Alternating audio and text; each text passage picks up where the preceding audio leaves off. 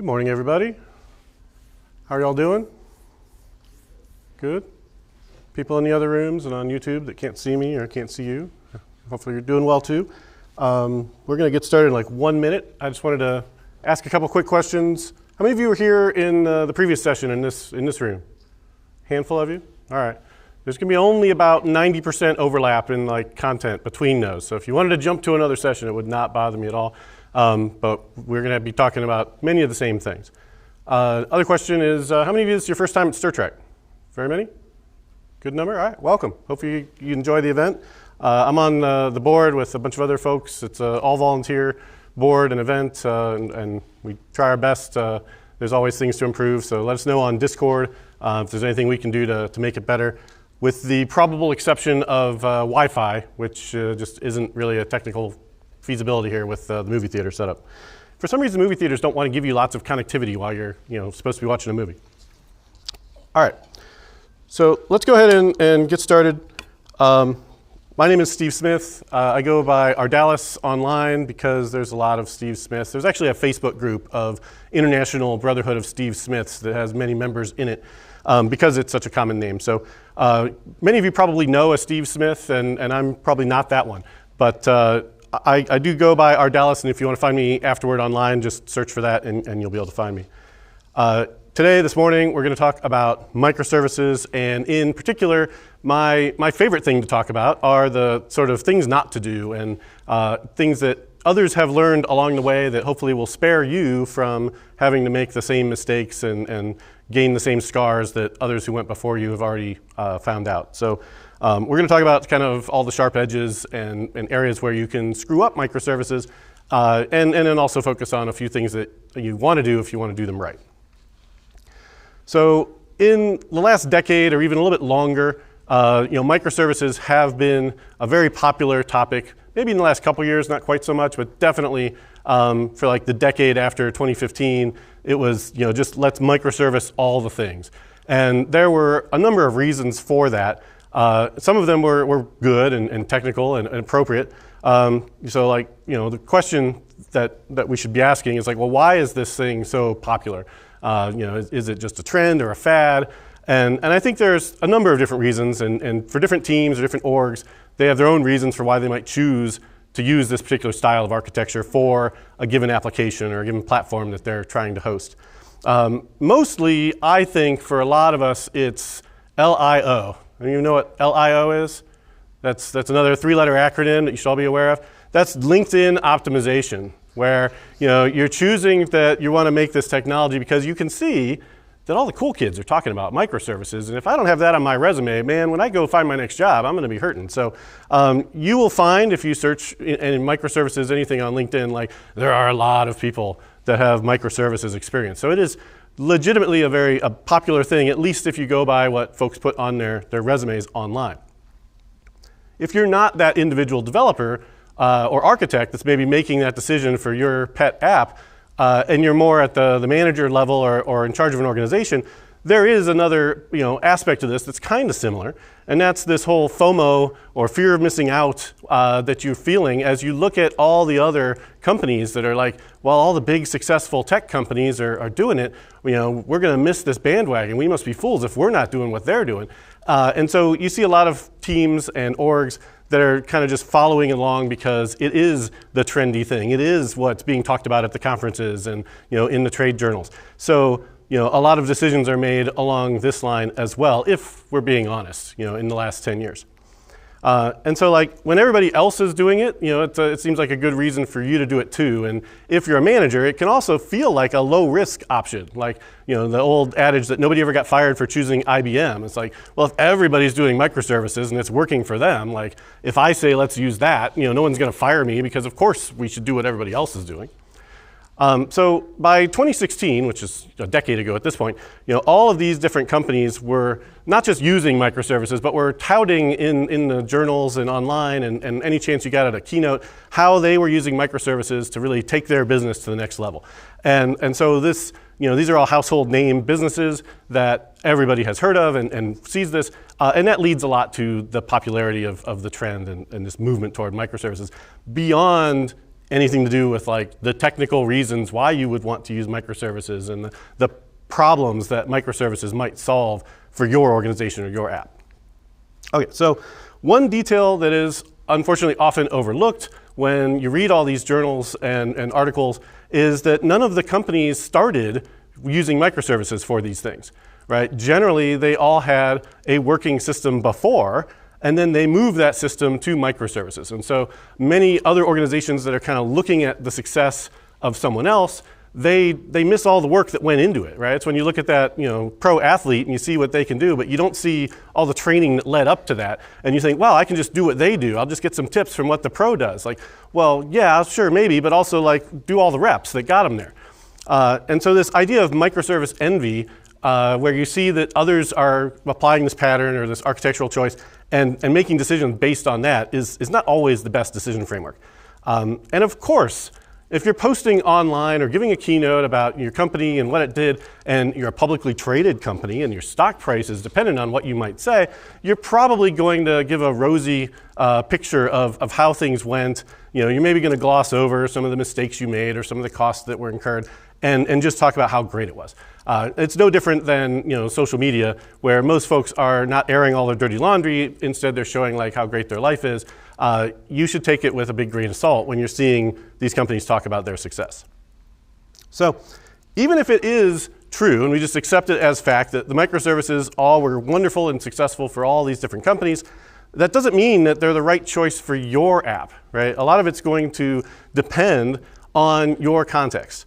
And that reminds me, I have a couple of hats that if you're someone that talks to clients or a consultant and they ask you questions about technology and your answer is invariably like, it depends, you could just like point to the hat, whether you're wearing it or it's like sitting next to you. So anybody in like the closest rows, who would like a it depends hat real quick? Anyone? Anyone? All right, here we go. So I have one, and toss one behind you. There was a guy over here. Thank you. Okay, so free swag. So what does it depend on? Because if all you say is it depends, that's really a cop-out answer, and folks don't always appreciate that. So the it depends answer is only useful or valid if you can follow that up with the things it depends on and the factors that you can use to make a decision. And so some of the things that your choice of microservices might depend on would be your team size, not just the individual team working on this app, but also like your entire org's development or engineering or IT team size. In many cases, microservices are a response to how to scale people and not how to scale the technology. And so if you have a tiny team, your entire organization is like less than 100 people and you have maybe 10 engineers or 20 engineers, like you maybe don't need to have microservices to be able to manage the scale of that relatively small number of developers and engineers. Your team experience is another big one. Is it okay with your management, with the stakeholders, that if you maybe don't know a whole lot about how to build distributed systems or how to build microservices, that you're going to be spending a lot of time learning as you go through this on this project? And that will also tie into other things like, what is the budget for this? Do you have the budget to stand up the infrastructure needed for hosting microservices? Because usually they're going to have a bigger bill if you're hosting things in the cloud, because there's just a lot more things to deploy, a lot more moving parts. If you want to have some type of redundancy, then all those things get multiplied even further. And as opposed to a monolithic app deployment where maybe you just have to host one app and one database, and that's it. With microservices, it's probably going to be at least 5 or 10x of that number of things to deploy. This also, time to market and how much time you have to work on this plays into that. If your team needs time to get up to speed, or if you don't have that infrastructure in place, you need to set it up, right? All those things will play into it as well. If you have something that you need to get done, like this has to be done by Black Friday, or this has to be done by April 15th, right? Hard deadlines are going to be a thing that's going to make you maybe want to go toward something you can move quicker on. And distributed applications are notoriously longer to get set up and to diagnose problems with than an in-process monolithic application. Other factors would be the app's complexity. Does it warrant being broken up into microservices, and the engineering org overall size and experience, including DevOps, including other parts, not just the programmers. And then another question is whether you're thinking about this from a standpoint of, we want to build a microservice first, like that's all we build architecture and everything is a microservice, or if you just want the ability to spin off one or two microservices where it's appropriate for specific reasons. Maybe they need to scale independently. Maybe they're very stable and you don't want them to get broken or change when other parts of the app are evolving rapidly. So you can deploy them and then just let them be and not have them get impacted by the rest of the app as it's being deployed. So all those things can be factors that you would consider when you're looking at whether or not microservices is the right architectural choice for your app or for your organization. All right, so if we talk about what are ideal microservices, I found that the email that Jeff Bezos sent to all Amazon employees in 2002, like way before the cloud, this is like when .NET 1.0 was shipping, right? This is a long time ago. How many of you weren't even born in 2002? There's probably a few of you out there. Yeah, like this is a long time in computer years. This is like infinite time in AI years, right? He sent this email to everyone in 2002 at Amazon. It says, all teams will henceforth expose their data and functionality through service interfaces. So before that, right, they were building stuff like everybody else. You build apps, you've got two apps that need kind of the same thing. There's a database. They both use the same database. They share the data. This one updates the customer name. That one can see the customer name was updated. Everything's great. It's simple. It's easy. But they were trying to scale, and they're running into problems with the coupling to the databases and things of that nature. Teams have to communicate with one another through these interfaces that they're going to build, right? There will be no other form, this is the important one, of inter-process communication allowed. No direct linking, no direct reads of another team's data store, no shared memory models, backdoors, none of that. The only communication allowed is through the service interface calls over the network, right? And today, those service interface calls might be direct API calls, they might be, asynchronous through queues or a bus or any of those things. All of that stuff is still distributed over the network. Number 4. It doesn't matter what technology you want to use, right? You can use HTTP, you can use Corba or PubSub or custom protocols, right? This predates a lot of the protocols we would use today. And all the service interfaces, without exception, must be designed from the ground up to be externalizable. So that is to say, the team should plan and design to be able to expose this to the public, to developers in the outside world, without exception, right? Now at the time, AWS didn't exist, but you can kind of see that that's where this would head, right? Anyone who doesn't do this will be fired, right? So there's a little bit of a stick here to enforce it, and thank you. Have a nice day. So this is the whole email, more or less, right? There's not an exact copy of it that I could find on the internet, but there's a bunch of them that basically show that this is what was said. And even today, like this is a pretty good rundown of how you should design proper microservices. Now in 2026. AWS exists because that's what this led to, and they have a really simple diagram of microservice characteristics on their docs page. And so they basically have the two microservice characteristics are they're autonomous and they're specialized. End of list, right? And I love that it's that simple. Now, they break it down a little bit more to kind of hone in on some of the specifics. So they should be autonomously developed, deployed, operated, and scaled without impacting any other services, and they should communicate through well-defined APIs, which we just saw from that 2002 email where that comes from. And then they should be specialized. So what does that mean?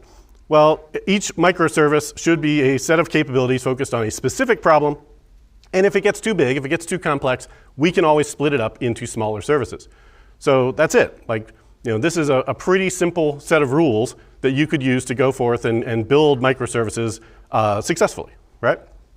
Of course, the devil is in the details, and doing all this isn't as easy as it might sound. But I do like the elegance of breaking this down to like there's just two characteristics at the end of the day.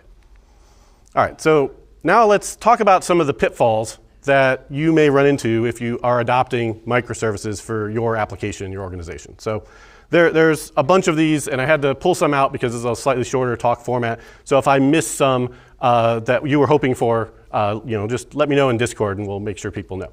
But the first one is that you are ignoring or breaking the first rule of distributed systems, which is don't distribute your system. And the first rule is that because distributing your system is something you should do sort of as a last resort. It's going to bring in a lot of problems and trade-offs that if you don't desperately, absolutely need to have, you should probably put off. Like if you didn't get an email from your boss that said you have to distribute everything or else you're going to be fired, you maybe don't want to do this because you didn't have to, right? So when you're building these microservices, a lot of times you're going to start off thinking, well, I've read this book and I read Sam Newman's book and I've watched a couple Pluralsight or Dome Train videos and I know how to do this. But once you actually start doing it, it ends up usually being not as easy as you thought it would be. Now, this is a nice diagram. I love it because it's got dragons from Martin Fowler from 2015, I think, called Monolith First. And his basic premise here is that it's generally easier to start with a monolith than to just jump right into microservices. And you might hear me say that more than once during this talk. But his basic point here is that if you just try to go directly from 0 to microservices for all the things, it is risky, right? Here there be dragons on this path. And so if you want to avoid risk, if you want to take a safer path, then it's easier if you go and build the monolith and are able to explore like the domain complexity and other parts of the system and where those boundaries are that would make sense. And then as the complexity starts to rise or as your understanding gets to a level where you think those boundaries are stable, you can start to pull out microservices, more or less incrementally and arrive at the same end state but in a safer way. And so this gives you more of an iterative approach where you're shipping faster, you're getting feedback from your customers sooner, your understanding of the problem that your app is trying to solve is evolving rapidly, and your architecture can evolve as well once you've got more domain knowledge about the system you're building. So starting with the modular monolith, pulling out individual services is almost always going to be less risky than just doing a big bang rewrite of your existing app or just building a greenfield app of just pure microservices all the way. So the fallacies of distributed systems, I'm not going to talk about all of them, but the general idea is that these are assumptions that you might have in a monolithic system or where everything's communicating in process that don't hold up in a distributed system. Right? The network is not always reliable. The latency is not 0. You don't have infinite bandwidth. And so as soon as you go toward microservices, all of these things start to come into play and become issues that you have to contend with that you never had to worry about before when you were building a monolithic app. So the easy new application, hello world, and go start building the app microservice decision matrix I put together is if the app is simple, then just build a monolith, right? There's no reason to add any complexity to it. If the app is not simple, then why add complexity of fallacies of distributed computing and all the monoliths, all the microservices architecture you need? Just minimize all of that and deploy frequently and gain your learning and understanding faster by starting with a simple monolith, right? And then later, yes, you can pull out microservices where it makes sense and where you understand them. All right, so the next pitfall that many teams run into is sharing the database. And this happens a lot with legacy systems where there already is one database to rule them all and everything talks to it. And by everything, I don't even just mean like one app. Like there's plenty of companies out there that have a database that was started in 1998 and it is the database that the company has and every app the company has ever written talks to that database. And that is nice from a certain perspective. It makes the DBA's job easy in terms of doing backups and things like that. It makes it so that you don't have to worry about coordinating changes from, a customer updates something about their profile in one system and you want it to show up in another system. Like if they're all hitting the same table in the same database, it makes it much easier to do. Now, the problem with the shared database model in most organizations after a certain period of time, after like 5 years or so that they've been running like this, they almost always run into this problem where there's certain common tables that every app needs, like the user table or the account table or something like that. And different apps will each need one more field, just one more thing we need to know about the user. And so you'll look at the database schema after 5 or 10 years, whatever, and you'll see these tables, and they have 100 columns. And there's like, the first 10 columns are like the ones that were originally designed, and they say not null, and these are the required things. And then there's like 90 nullable columns that are just tacked on. And if you have like experience with databases like that, where it's like you just keep adding, well, yeah, because it's safe to add one more column to that table, and that's generally the only thing that's safe in that shared database that all your legacy systems use. And so the problem with that approach is it makes it really hard to make any kind of big changes to any of those systems, because any big change would probably need to change the database, and changing the database is really scary because it's going to break everything, including that app that somebody wrote 10 years ago and they've left the company and nobody knows how it works, but it still needs that database schema, so we can't touch it. And so that shared database for legacy systems is often there just through inertia. It's technical debt. It's a thing that everybody had because in many cases developers didn't really understand the value of segmenting the data between different applications, between different bounded contexts. And so they took what was the shortest path to get their app done by using the existing database, and that was the most productive at the time. But it was, sort of, penny wise, pound foolish, because fast forwarding 5 or 10 years later, now that is becoming this weight around the organization of this database that makes it hard for them to pivot or change or make any real design changes.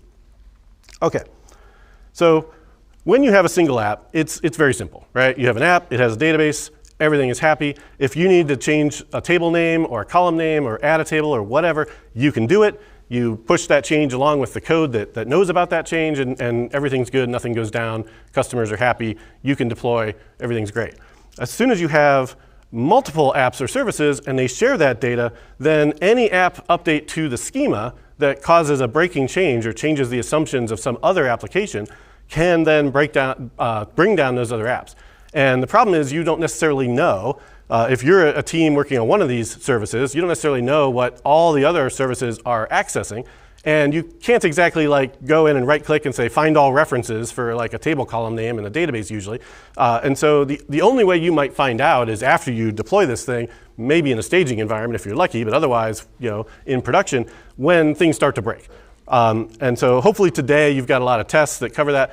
But if you're following Microservices' mantra of independent deployability, right, maybe you deploy your app independently and you don't have anything to do with those other apps, right? They're not on your team. They have CI/CD and they have tests, but that's in their repo. And so you're not running the other app's tests when you deploy, and you probably shouldn't be, because then you wouldn't be able to independently deploy your app, right? That would break the rules of microservices. And yet, you might break those other apps because of that shared resource, because of that shared database. So make a database for each app. But make it easy for those apps to get the data they need still, obviously, right? And so just make it so every app knows the connection strings for every database. I mean, they could all just be SA blank anyway if you want to make it easy. And now they can all reference whatever database they want, get whatever data like they did before. And hey, at least they each have their own database. This is not better because you still have this coupling where any change to any database now can break other apps. And you won't even know it, right? You have no idea necessarily who is accessing your data store. And so the way you want to go to avoid this sort of distributed monolith that you would end up with if you have that shared data store or many shared data stores is to just have separate database per.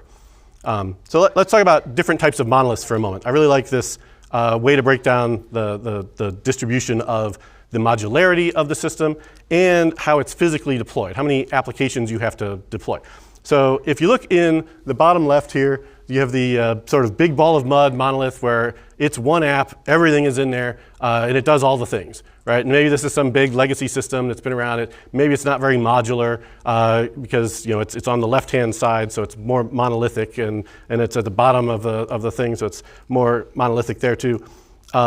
And it doesn't have the modularity that you would want, right, if you have many different bounded contexts or models.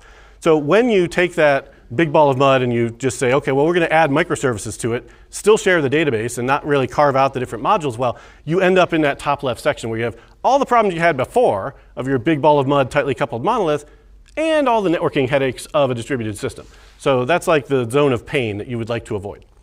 On the right, you can move to having a modular monolith, still only a single deployment. That means that anytime you want to make any change, you have to deploy the whole app. If you want to scale it, you have to scale the whole app. If something breaks, it could probably break the whole app, right? So there's trade-offs there still in having it be physically one application. But once you have that modular system, it's much easier to move from there up the axis to break it up into something that's physically more distributed and use microservices. All right. So the way you want to go is to have an app per database. Now I mentioned that when you decide that you're going to go from a monolith to a distributed system, you suddenly have a bunch more problems and complexity to deal with that you never had before with your monolith. There is one trade-off that you have to make when you go this route that you never had before when you were working in the monolith, and that is now those databases need some way to synchronize data if it's shared between them. Like what if the one app has the form where the customer updates their phone number and the other app needs to know the customer's phone app number so they can display it in some other context. Somehow you've got to get that data from point A to point B. And there are many patterns that you can use to do that, but it wasn't a thing you even had to worry about before. Right? So this is a new complexity that you have to think about when you start building modular systems, whether they're microservices or modular monoliths. It's this new pattern that you'll have to contend with. All right. So the third pitfall that you can run into with these microservice systems is if you just decide that you're going to use synchronous calls for all the things. If we look back at that 2002 memo, it didn't mention anything about asynchronous message passing and message queues and message buses. Those weren't really much of a thing at the time, but they are today, and there's a lot of benefits to them. So if you only use HTTP or synchronous calls for everything, you can get a performance impact because your request coming in from the user may hit the API gateway, it hits one service. That service needs information from other services, which need information from other services. And every one of these round trips is adding milliseconds to the time that the user is waiting for this to come back. And so eventually this call comes back, but it will absolutely be slower than it would have been if that had all been just in that first application because of all that network traffic. The other thing that this has is an availability impact, because whereas before, if the app was up, it was probably all good. Now you have 3 different apps that all might be down for different reasons, right? It might be that it's in the middle of being deployed, or it's had some bug that's only specific to it, or there's some issue in AWS or Azure that's only affecting that thing and not everything else. So if this one goes down, the user's going to get a 500. If this other one goes down, they're going to get a 500. And even if this initial one goes down, you're going to get a 500. So whereas before you might have had like 99.9 uptime, now you've got that 99.9 to the third power, right? Which is still like 99.7, but it's not as high as it would have been, right? Things that you can do to mitigate some of that are retries and circuit breakers. So using retry logic, if it's an intermittent issue, you may be able to get past it, but that will have a performance impact. It's going to take longer for the user to get that response. Adding a circuit breaker makes it so you don't have a ton of retries all trying to hit a service just as it's coming up and flooding it with retry traffic. The circuit breaker just ensures that only a couple of services are going to keep trying to see if it's up before the floodgates open. You can use Poly if you're in .NET. It's a free open source library. And since .NET 8, that's built into these Microsoft extensions for resilience. It lets you have policies for how you want to do this, so you don't have to code it by hand. All right.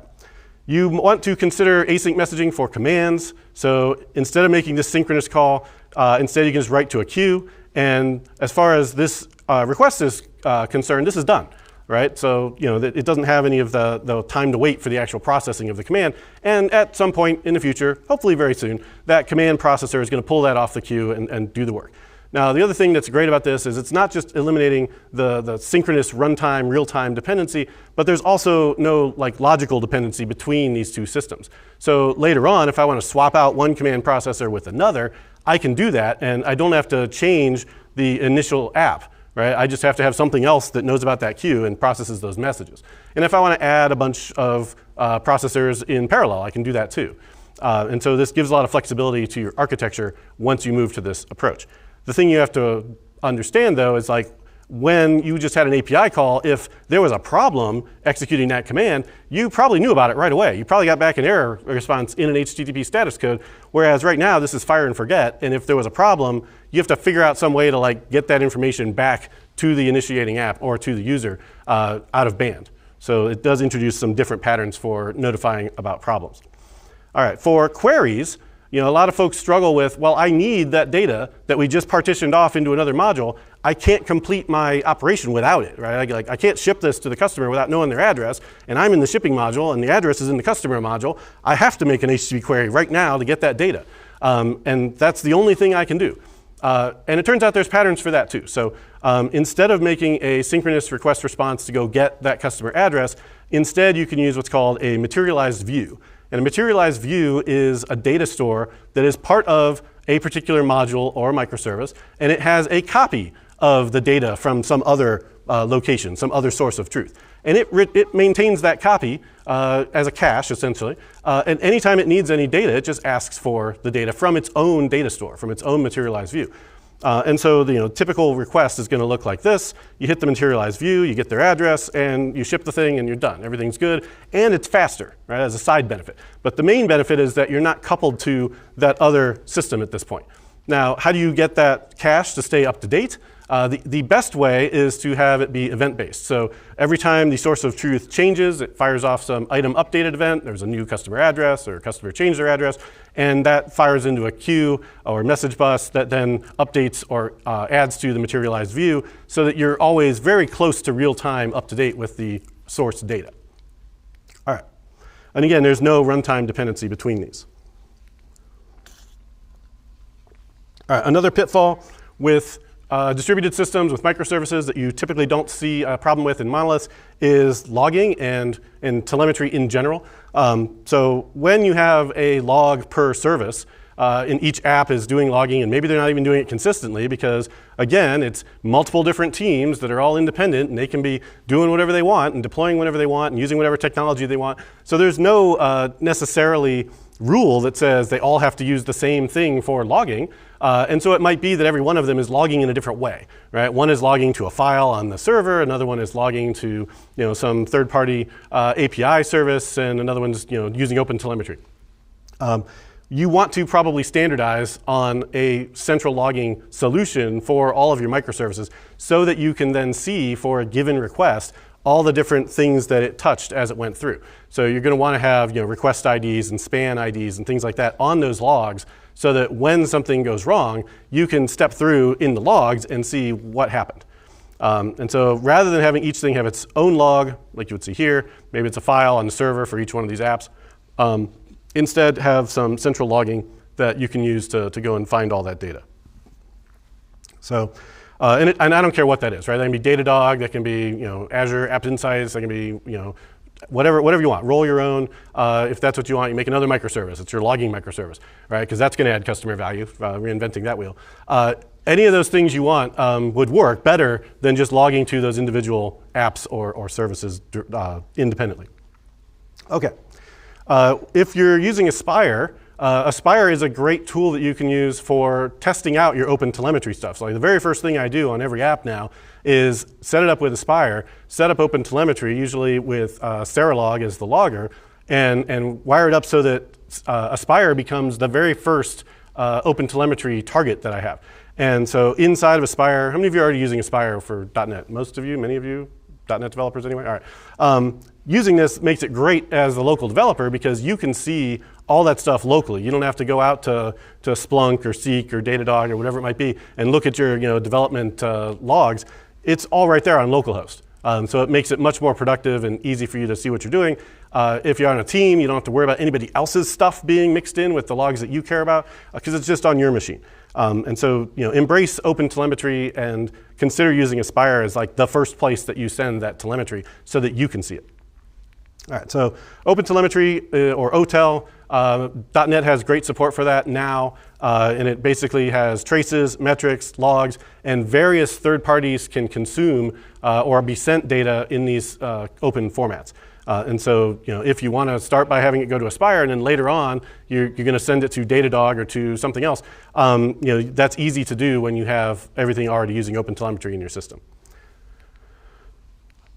All right. Another pitfall is using pico services. So micro is 10 to the minus 6, which for microservices, right? Nano would be 10 to the minus 9. Pico would be 10 to the minus 12. It would be micro services, right?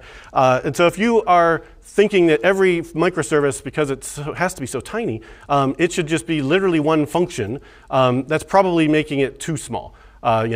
People want to use like Amazon Lambda or Azure Functions for their microservices and literally have it do exactly one function. And oftentimes that's too small, too granular to warrant having it be a separate microservice. Not always. If we really do have something that's just trivial and it only needs to do that one thing, fine. But for most business capabilities where you've carved off some complexity for a problem that you want to solve, there's a bounded context, you probably are going to want more than just that one service. So don't just have one function, use bounded context, have a good encapsulation boundary. That means don't let things share your database, but also don't share other parts of your model, which we'll talk about in a second. The services should be large-grained enough that they can do useful work, and not so small that they always need to talk to some other service to do anything. And when you have things that are too small, when you're designing your microservices, if it seems like every one depends on others, then you've probably made them too tiny. Or you need to think about adding those patterns I talked about, like the materialized view and command queues and things like that, to reduce that direct dependency on other services. So even for your microservices, try and keep them as simple as you can, but not any simpler than that. All right, so your microservices can be too big, they can be too small. You want something in the middle, something Goldilocks size, where they can still have all the attributes of microservices without being so small that your bill goes way up because of all the things you're deploying, your complexity goes way up because of all the tiny things that have to talk to each other, et cetera, et cetera. You're trying to find that middle ground. And that is true not just for services, that's true for modules too. So if you are going the modular monolith route, right, this is a part of the learning where you're figuring out, like, where are those module boundaries? How big should this module be? What goes inside of this module? And what really belongs in a different, separate module? And usually it takes time to figure that out as you're learning the domain and figuring out the application. All right, so messages also need to be right-sized. So when you are sending messages back and forth, you're sending commands and queries and responses, you don't want to have what I call data-deficient messages. And so you want to weigh how big your messages are against what the consumer of the message is likely to need. All right, so here's an example I made of a little animation where I've got a source app and it's creating an order. And you can see on here it's got a customer ID and an order ID. Now the consuming apps are listening for these events, and they're probably going to do something with those events, right? Maybe they're going to send a notification to the user. Maybe they're going to decrement inventory. Maybe they're going to create an invoice. But they're going to want some information, right? And so this event goes out, and all the consuming apps get it, and then immediately they all say, hey, I need more information. And you just, you send out one event and you got back 6 HTTP GET calls to say, tell me more. And so you're basically denial of service attacking yourself because you didn't put enough information in the message. And so if you could figure out what some of those consuming apps might need and put that in there, maybe just the customer name, maybe just the total amount for the order, a few little things that might at least allow them to send a confirmation email. That could be enough that you reduce how many times they need to call back to you. Now this is also mitigated if you're using materialized views and things like that. But without those, you can really have this pattern where every time you send out an event, you get just swamped with incoming requests looking for that additional information. All right, pitfall number 6. We got 10 minutes left, so we're doing great. You don't want to break the second rule of optimization. So the rules of optimization are don't, because you probably don't need to. Instead, you should be doing something else. Fix a bug, ship a feature, do something that adds customer value, like for real immediately that you can count on. The second rule is don't yet. And so like if it becomes clear that this optimization is in fact necessary and needed, then someone that knows what they're doing should identify what the bottleneck is first and then come up with a solution for that bottleneck. Because otherwise you're just kind of fumbling around in the dark, trying to optimize things. And in most systems, if you have a sequence of events that need to happen and there's some bottleneck in that sequence, if you optimize the wrong part of the sequence, you often can make the performance worse. Right? Like imagine a factory that has a bunch of machines that do different things to widgets, and the fourth machine in line is the bottleneck, and some widgets are backing up behind it inside the buffer, inside the shelves, whatever. Right? Well, if you optimize the first or the second or third machine, it's just going to make that pile get bigger faster, right? Until the point where that machine is having to spend more time dealing with all the incoming stuff of raw materials that it needs than it can actually do its job. Right? And for a service, you can overwhelm the service and have its queues start backing up because you optimize something upstream of the bottleneck. So you need to know what the bottleneck is, whether it's process, whether it's technical, before you try and optimize it. Always measure first. Right? Once you measure, once you know what the problem is, once you have an idea of what success looks like, you have to know when to stop optimizing, then you can optimize. All right, so microservices themselves are an optimization.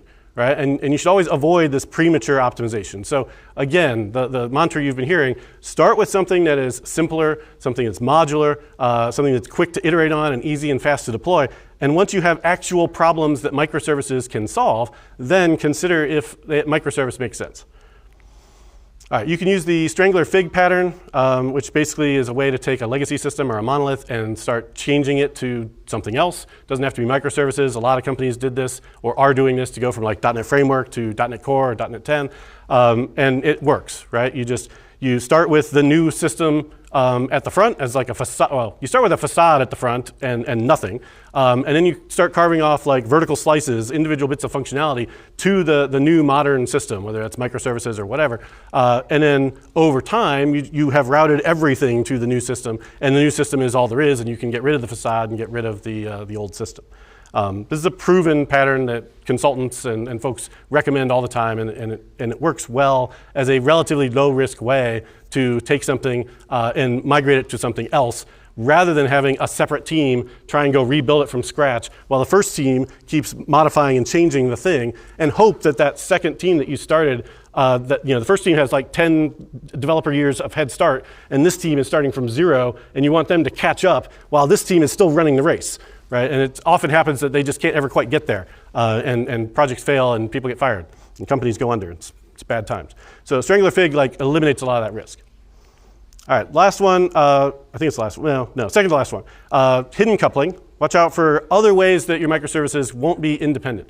And so shared databases we talked about. Also things like shared contracts, shared DTOs, shared helpers, different libraries using, messaging schemas.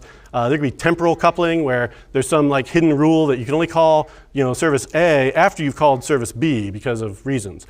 And shared environments can also be a problem. If you don't have the luxury of enough budget to be able to have enough shared environments where you can deploy different collections of your different microservices to see if this particular combination all work well together, then you can run into issues where you just don't have the time or the environments available to test the cases that you need to test.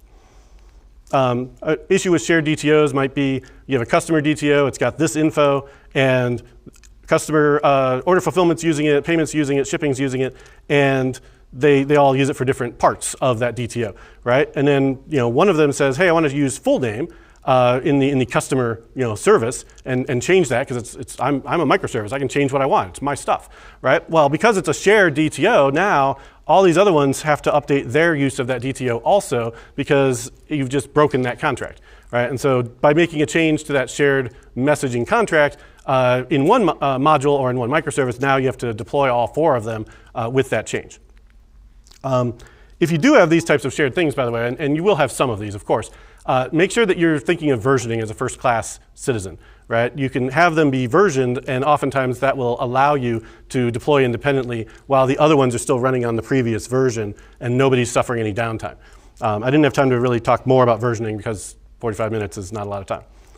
All right, so what do you use instead in this scenario? Use specific DTOs for each thing if you can, and that way they're unlikely to be impacted by a change to some shared one. All right, pitfall 8 would be ignoring security. You want to have your microservices be responsible for their own security. You want to adopt zero trust.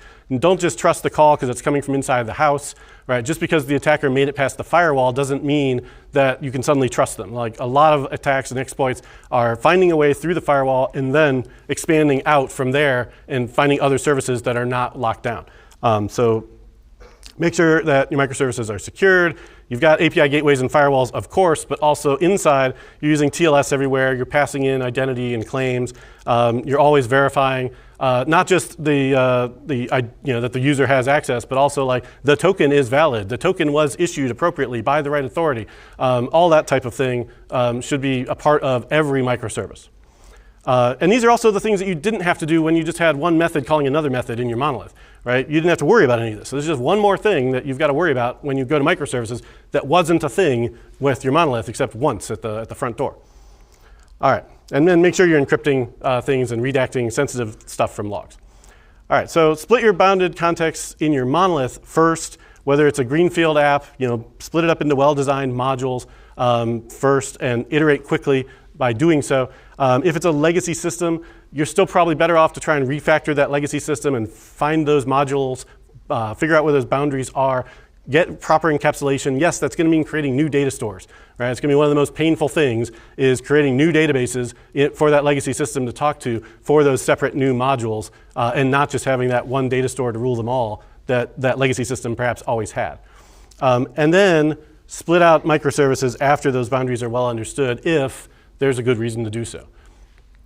All right, so in summary, don't start with microservices if you can help it. Don't share your databases between your microservices or your modules if you're building modular stuff.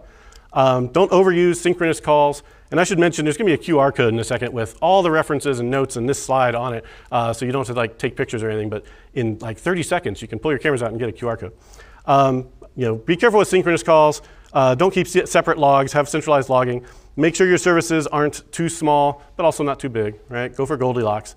You do want to adopt microservices incrementally if you're going to adopt them at all. Make sure you're embracing automation. I didn't have time to go into that further, but because of all the moving parts with microservices, it's really important that you have a strong automation game as far as your CI, CD, infrastructure as code, being able to spin up environments and all that. Like that will make it much less expensive in the long run to maintain a microservices architecture than having to like log into the Azure portal and click around on things every time you want to do anything. Consider versioning early for your messages especially, which is the main way that you're going to be communicating between your microservices. Watch out for different types of hidden coupling. I mentioned a few. And of course, do try and start out with modules before you start adding network complexity to your system. And with that, here's that promised QR code. Thank you very much. If you have any questions, I'll be in the hall or in the Discord. I will follow up there. Thank you.